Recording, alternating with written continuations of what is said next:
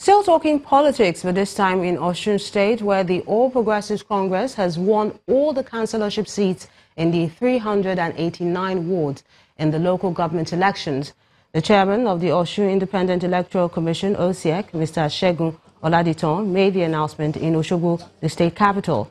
While giving out the certificate of returns, the OCEC chairman, who is also doubling as the chief returning officer, said only 4 political parties participated in the exercise.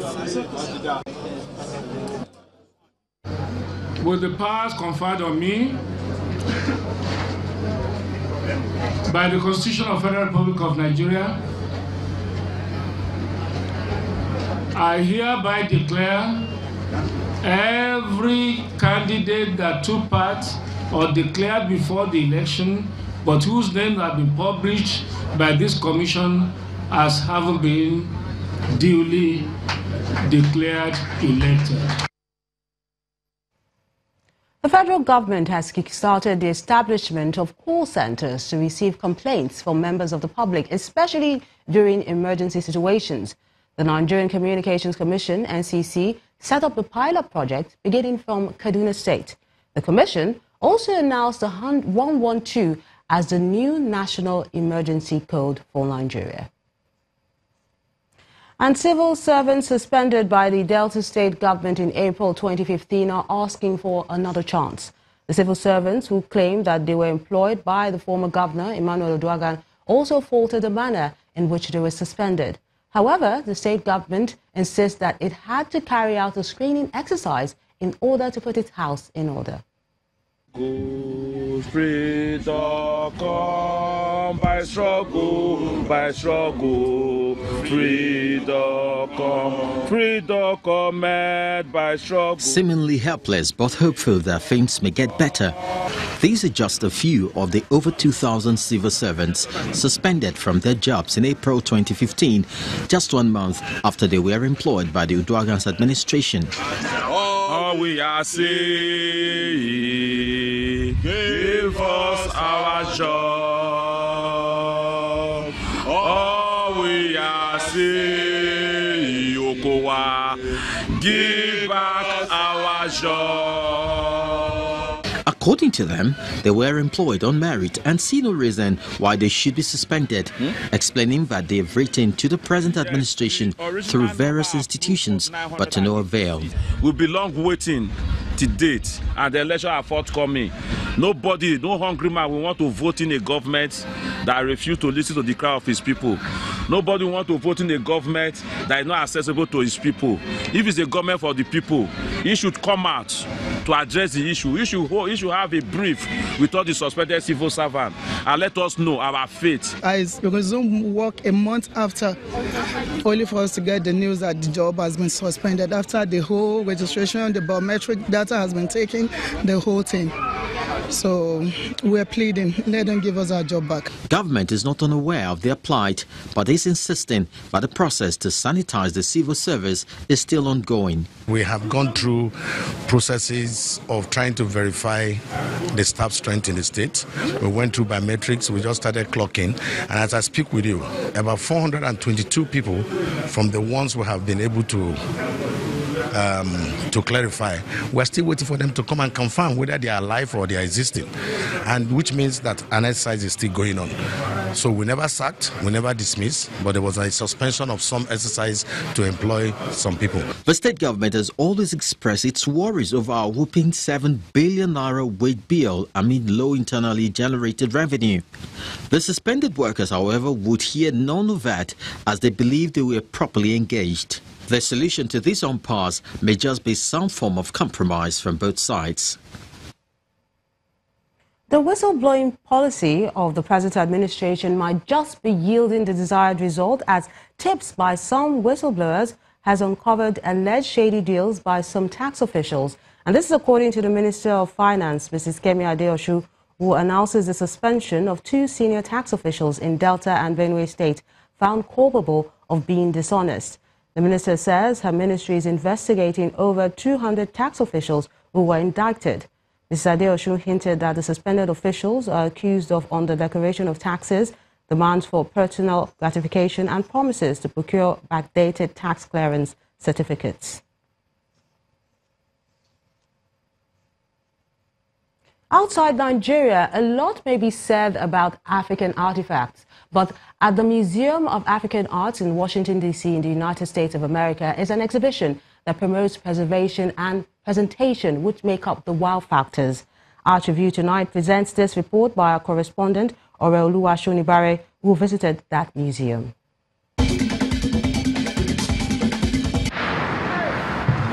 August 10th, 1848.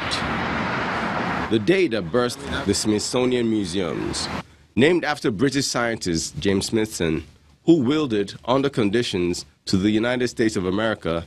The Smithsonian is dubbed the nation's attic, no thanks to its eclectic holdings of about 154 million items. One of the libraries under the Smithsonian brand and our focus is the National Museum of African Art. This is the only national museum in the United States dedicated to the collection, conservation, exhibition, and study of African arts.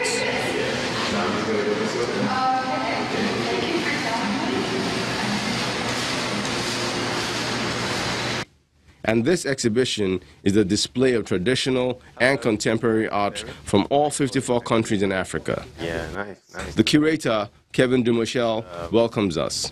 The ambience plays its part, and the captivated guest immediately wants to know about the exhibition. The exhibition is entitled Visionary Viewpoints on Africa's Arts, and it's the new and largest presentation of the National Museum of African Arts permanent collection that's just opened here. The exhibition is designed to introduce our visitors to how to look at an African work of art, and it does so by offering our visitors 7 different sort of viewpoints, 7 different moments in the life history of an object that allow us to sort of display the different sort of moments, the different perspectives that have shaped these objects in their history. A large part of the collections on display here date from the 14th century to present day and took 2 years to gather. Kevin is well versed on each and every one of them. We do have works that are actually early 14th century and works that are made in the last 5 years as well. Our collection runs the gamut from antiquity to today. In this room, we're focusing on scholars, so on how scholars have looked at a collection like the one assembled here and used it as a resource for the development of the study of African art history. So we have similar groups of related objects, works by artists from the Cross River region of Nigeria, who make these wonderful animal skin covered masks, or Yoruba artists on this corner. And we talk about sort of the ways in which these objects became resources for scholars and delving further into the art histories of these regions. As it takes us round explaining the objects, each new room is more captivating than the last. This room looks at the perspective of sponsors or patrons, the people who commissioned these objects, and the reasons why these works were created in the first place. Anyone conversant with African art like Kevin would be expected to possess a deeper understanding of the various cultures of each country represented. He tells us how the collections have shaped his thoughts. What I love about African art is that not only is it visually beautiful and engaging, but these objects typically had lives beyond just being beautiful. They served a purpose. They connected people, with the realm of the ancestors. They supported kings. They had these multiple sort of layers of meaning that are very, very rich. And as a scholar of these arts, I try to understand and decode those as best I can, and then find a way to interpret those to our visitors. Just what we're ultimately trying to do is to get our visitors to understand and see some of those and be as fascinated with those as we are. Yeah. The artworks expose many new things about the continent, usually referred to as dark and empty. That is, has always been filled with color, creativity, imagination, process, passion, thought. The exhibition has provided fresh and focused insights. And after the experience, it's all about taking a seat to appreciate Africa all over again.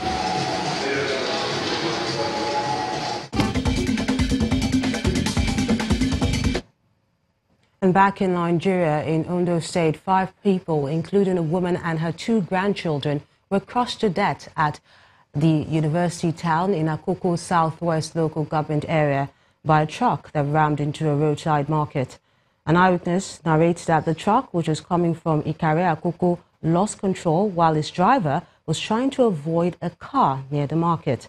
He said several traders and passersby who were injured in the accident have been taken to a nearby hospital, while men of the Federal Road Safety Corps and the Nigerian police were able to restore order to the scene.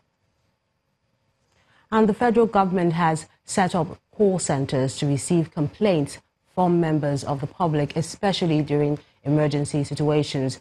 The Nigerian Communication Commission, NCC, set up the pilot project starting from Kaduna State, and the Commission has also announced 112 as the new national emergency code for Nigeria.